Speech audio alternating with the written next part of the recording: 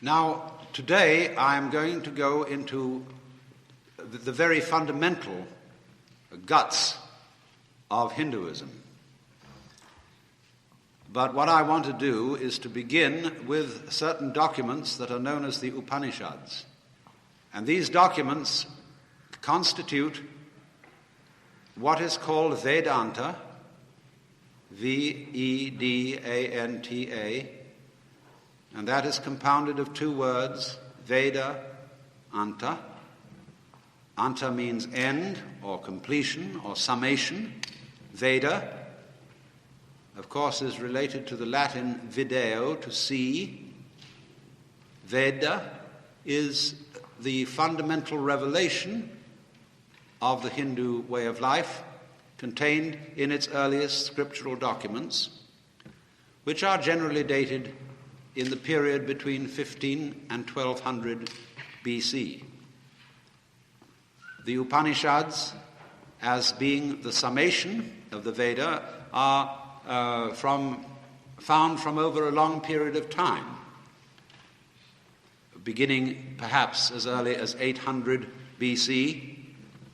Some of the Upanishads are much, much later than that. And the basic position of the Upanishads is that the self is the one and only reality without a second, that all this universe is finally Brahman and appears to be a multiplicity of different things and different events only by reason of Maya, which is illusion, magic, art, creative power. So then, it is basic to the Vedanta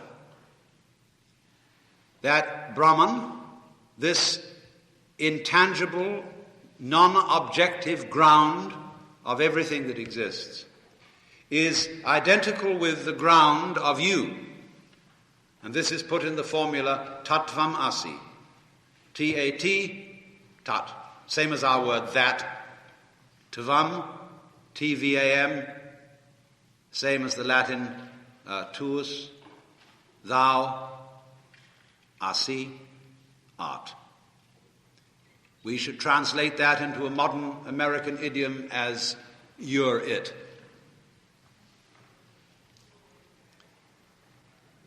This, of course, is a doctrine which is very difficult for those brought up in the Judeo-Christian traditions to accept, because it is fundamental to Christian and Jewish theology that whatever you are surely not the Lord God. And Christians feel about the Hindu doctrine that we are all fundamentally masks of God, that it's pantheism, and that's a dirty word in Christian theological circles, because of the feeling that if everything is God, then all moral standards are blown to hell, because it means everything is as good as everything else. Everything that happens is really God, and this must include the good things and the bad things. And that seems to them a very dangerous idea. Actually, all religious doctrines contain very, very dangerous ideas. However, we won't worry about that for the moment, because what the Hindu means by God when he says Brahman is not at all the same thing as a Jew means by the Lord Adonai, because the Jew and the Christian means the boss, to whom divine honors are due as above all others. The Hindu, on the other hand, does not mean the boss. He doesn't mean the king, the Lord, the political ruler of the universe. He means the inmost energy, which, as it were, dances this whole universe, without, as it were, the idea of authority, of governing some intractable element that resists his or its power. So, if a Christian Or a person in a Christian culture announces that he has discovered that he is God, we put him in the loony bin, because it's unfashionable to burn people for heresy anymore. But in India, if you announce that you're the Lord God, they say, well, of course, how nice that you found out. Because everybody is. So then, why the great problem arises, does it appear that we are not? Why do we think? Why do we have the sensory impression that this whole universe consists of a vast multiplicity of different things, and we don't see it all as one? Well, what would you think it would be like to see it all as one? I know a lot of people who study Oriental philosophy hear about attaining these great states of consciousness, nirvana, moksha, which the Hindus use, liberation, satori, Zen Buddhist word for enlightenment or awakening. What would it be like to have that? How would you feel if you saw everything is really one basic reality? Well, a lot of people think that it would be as if all the outlines and differentiations in the field of vision suddenly became vague, melted, and we saw only a kind of luminous sea of light.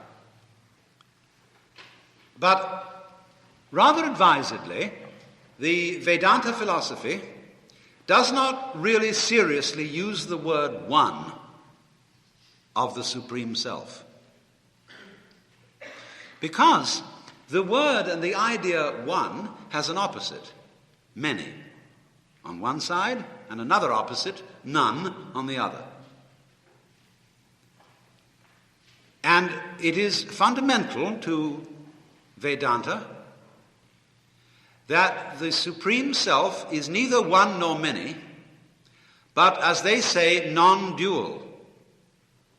And they express that in this word, Advaita. A is a negative word like non. Dvaita is from dva, same as the Latin duo, two. So Advaita is non-dual. And this at first for Westerners is a difficult conception. Because you naturally, as a Western logician would say, but the non-dual is the opposite of the dual. Therefore it has an opposite. True. But the Hindu is using this term in a special sense. It's like this. On a flat surface, I have only two dimensions in which to operate. So that everything drawn in two dimensions has only two dimensions. How, therefore, on a two-dimensional level, can I draw anything but two dimensions? How, in logic, in human rationality, can I possibly think except in terms of opposites? All rational discourse is talk about classification. The classification of experiences, of sensations, of notions. And the nature of a class is that it's a box. And if a box has an inside, it has to have an outside. Is you is, or is you ain't, is fundamental to all classification. And we can't get out of it. It's almost as if, you see, whatever we see to be different is an explicit difference on the surface, covering an implicit unity. Only, it's very difficult to talk about what it is that unifies black and white. Of course, in a way, the eyes do. Sound and silence are unified by the ears. So, you can see, can't you, that if you can't have one without the other, it's like the poles of a magnet, North Pole and South Pole. You can't have a one-pole magnet. True, the poles are quite different. One's north and the other's south.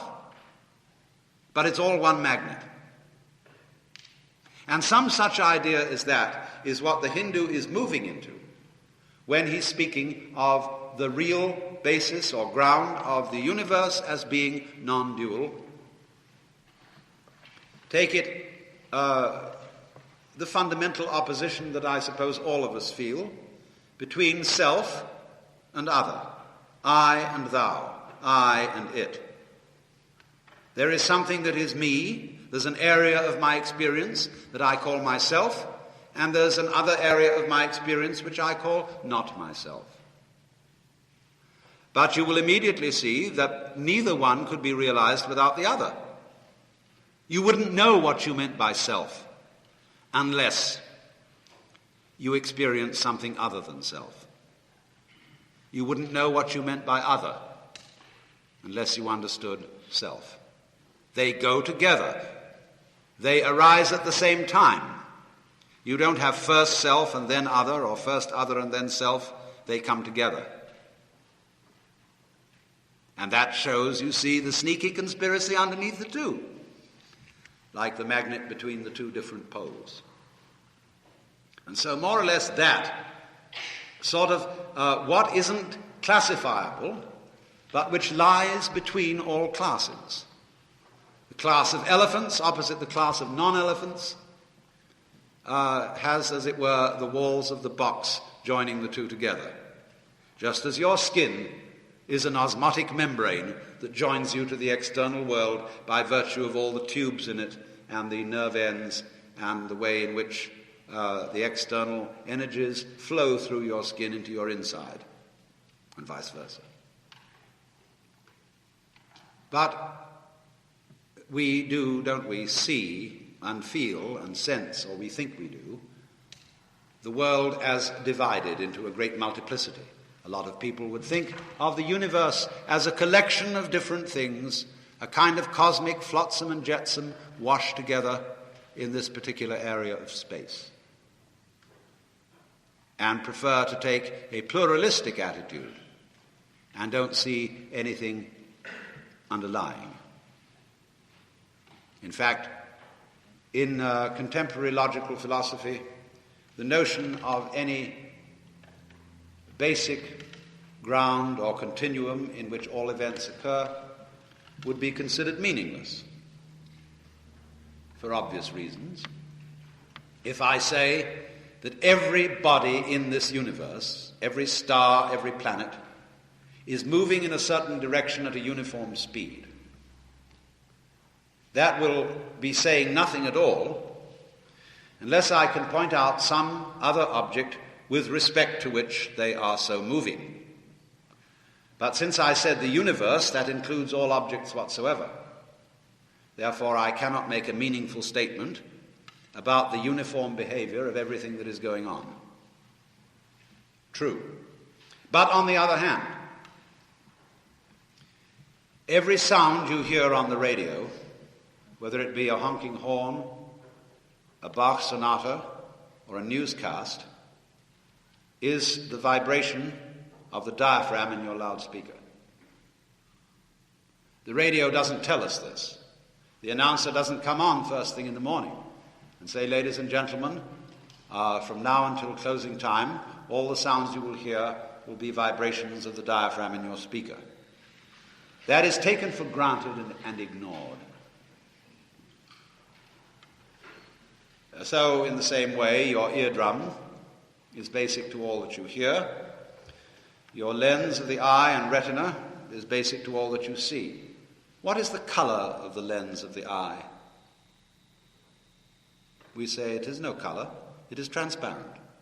In the same way as a mirror has no color of its own. But the mirror is very definitely there, colorless as it may be. The eardrum, unheard as it may be, is very definitely basic to all hearing.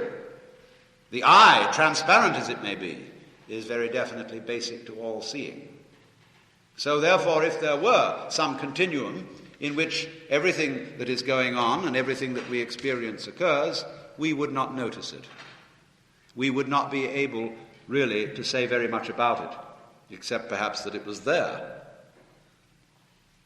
It wouldn't make any difference to anything, except the one all-important difference that if it wasn't there, there wouldn't be any differences. But you see, philosophers nowadays don't like to think about things like that. It stretches their heads, and they would rather preoccupy themselves with more pedestrian matters. But still, you can't help it. If you're a human being, you wonder about things like that. What is it in which everything is happening? What is the ground? Well, you say, obviously it's not a what, because a thing that is a what is a classifiable thing. And so, very often the Hindu and the Buddhist will refer to the ultimate reality as no thing. Not nothing, but no special thing. Unclassifiable. Can't put your finger on it, but it's you. It's what you basically are. What everything basically is. Just as the sound of an automobile horn on the radio is in one way an automobile horn, but basically it is the vibration of the diaphragm. Okay, so you are all, in the Hindu view, vibrations of the entire cosmic diaphragm. Put it like that. That's analogy. And I'm using Saguna language, or cataphatic language, from the point of Christianity. The best language is to say nothing, but to experience it. How can you experience it? Well, that's the whole thing, as I pointed out last time. The nub of all these Oriental philosophies is not an idea, not a theory, not even a way of behaving, but it's basically a way of experiencing, a transformation of everyday consciousness, so that it becomes quite apparent to us that that's the way things are. But when it happens to you, it's very difficult to explain it. So in exactly the same way, when somebody has that sort of breakthrough which transforms his consciousness, and it happens all over the world, it's not just a Hindu phenomenon, when somebody suddenly realizes it's all one, or technically non-dual, and really all this coming and going and all this frantic living and dying, grabbing, struggling, fighting, suffering, all this is a fantastic phantasmagoria. He sees that. But when he tries to explain it, he finds his mouth isn't big enough. Because he can't get the words out of their dualistic pattern to explain something non-dualistic. Well, why is this so? Why are we under this great, magnificent hallucination? Well, the Hindus explain this in Saguna language as follows. It's a very nice explanation. A child can understand it.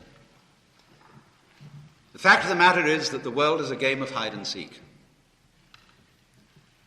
Peekaboo. Now you see it, now you don't. Because, very obviously, if you were the Supreme Self, what would you do?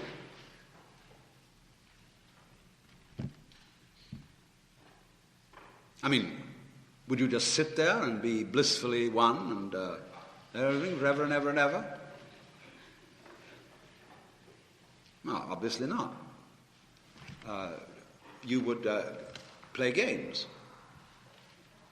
You would, in other words, for the very nature of the fact that I said, no energy system is an energy system unless it lets go of itself. So you would let go of yourself. And you would get lost. And you get involved in all sorts of adventures. And you'd forget who you were. Just as when you play a game, playing poker. And although you're only playing for dimes or for chips, you get absorbed in the game. And nothing really important to win, nothing really important to lose, and yet it becomes fantastically interesting who wins and who loses.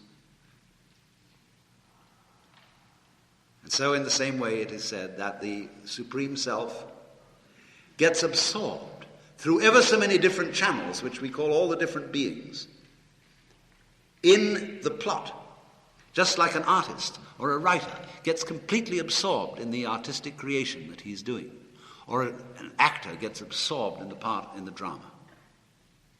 At first we know it's a drama. We go to a play and we say it's only a play, and the proscenium arch tells us that what happens behind that arch is not for real, just a show. But the great actor is going to make you forget it's just a show. He's going to have you sitting on the edge of your chair. He's going to have you crying. He's going to have you trembling, because he almost persuades you that it's real. And what would happen if the very best actor was confronted by the very best audience? Why, they'd be taken in completely. And the one would confirm the other. So this is the idea of the universe as drama. That the fundamental self, the Saguna, Brahman, plays this game, gets involved in being all of us, and does it so damn well, it's so superbly acted that the thing appears to be real. And we're not only sitting on the edge of our chair, but we start to get up and throw things. We join in the drama, and it all becomes whatever it is that's going on here, you see. Then, of course, at the end of the drama, because all things have to have an end that have a beginning, the curtain goes down and the actors retire to the green room.